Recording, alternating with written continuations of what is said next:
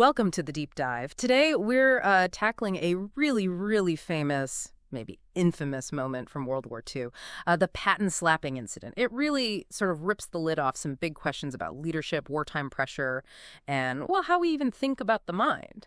So let's set the scene a bit. We're in August 1943. The Allies, they've just wrapped up Operation Torch in North Africa, big victory there, and now the push is into Sicily, into Italy.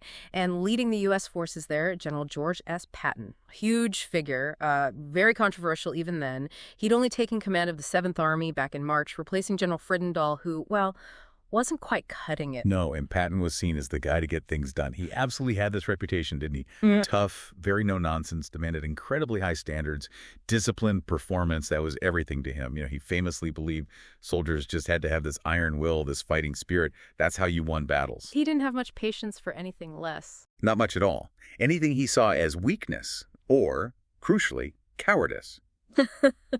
Well, his way of dealing with that was, let's say, direct and often controversial. And that directness, maybe that perception issue, is right at the heart of what we're diving into. We want to unpack the specifics of 2 incidents where he actually struck soldiers. We'll look at the immediate fallout, the longer-term effects, and what this whole episode tells us about military leadership, especially as the understanding of psychological trauma was just starting to sort of emerge. The soldiers involved were Private Charles H. Kuhl and Private Paul G. Bennett. Patton encountered both of them separately in different evacuation hospitals. Kuhl was at the 15th, Bennett at the 93rd. And the key thing, both had diagnoses of combat fatigue. Right, combat fatigue. That term is so important here. Today, we'd likely say PTSD, post-traumatic stress disorder. Right. But back then, it was poorly understood, really poorly. For a lot of commanders, Patton included, it often wasn't seen as a real medical issue. It was viewed more as, well, a lack of grit, weakness, maybe even a moral failing. Like the old idea of shell shock.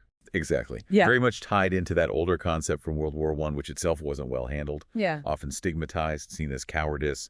You had soldiers suffering terribly. But the system, the understanding just wasn't there yet. It sets the stage for Patton's reaction, really. A real clash of perspectives brewing. So walk us through what actually happened on those 2 days in August. First, on August 3rd. Okay, so August 3rd, Patton's visiting the 15th Evacuation Hospital near Nicosia. He sees Private Kuhl sitting on a stool. Kuhl apparently doesn't have obvious physical wounds, but he's clearly distressed, suffering from what the medics called battle anxiety. Patton asks him what's wrong. Kuhl reportedly says, "I guess I just can't take it." And Patton, well, he just lost it. He called Kuhl a coward, swore at him, and then slapped him across the face with his gloves. Slapped him right there in front of everyone. In front of patients, doctors, nurses, ordered him out of the tent. Then, incredibly, about a week later, August 10th, he does almost the same thing. Yes. At the 93rd Evacuation Hospital, he finds Private Paul Bennett, who is suffering from severe nervous exhaustion, running a fever. Same deal. Bennett says his nerves are shot.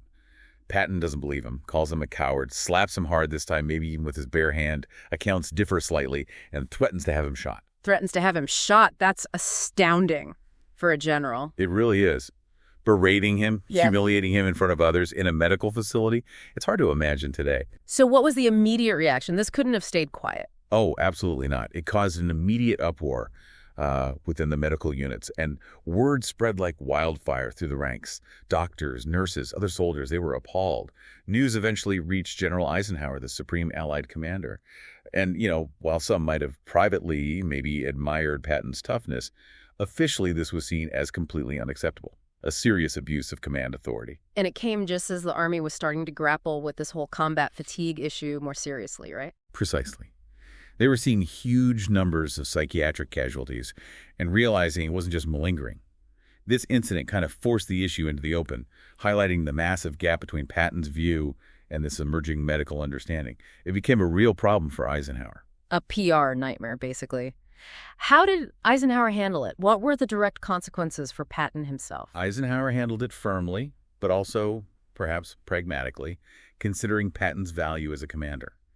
Patton was ordered quite sternly to apologize, not just to Kuhl and Bennett personally, but also to the medical staff he defended, and even to his entire 7th Army command in stages. He actually had to apologize to the privates. Yes. Reports say he did, though perhaps grudgingly. But the bigger consequence was professional. He was relieved of command of the Seventh Army shortly after the Sicily campaign ended.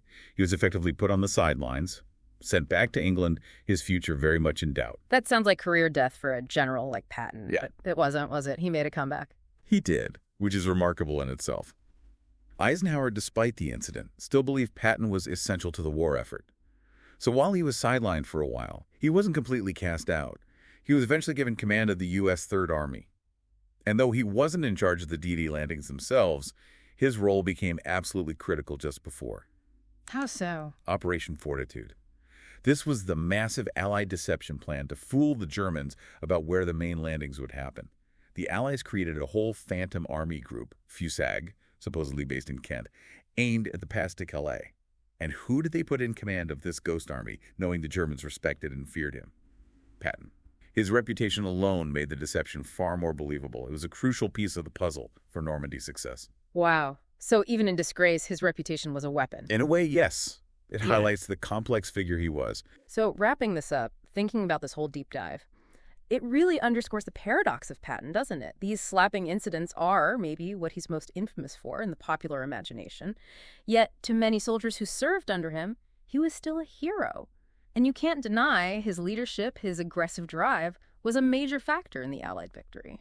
Absolutely. And the incident itself, it really crystallizes that tension, that conflict between the old school, tough-it-out military mindset and the slowly dawning understanding of war's psychological toll. It's like a flashpoint, forcing a conversation the military maybe wasn't ready for, but desperately needed, about the inevitable wounds of combat. It marked a point, perhaps, from which things had to start changing, even if it took a long time. It really makes you think, doesn't it? What does this whole story, this deep dive into the Patton slapping incident, tell you, our listener, about leadership under the most extreme pressure imaginable?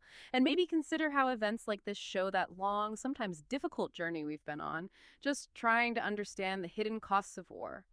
How our empathy, our knowledge, it evolves, and maybe that forces us to look back at historical figures and their actions in a new light. Something to definitely ponder.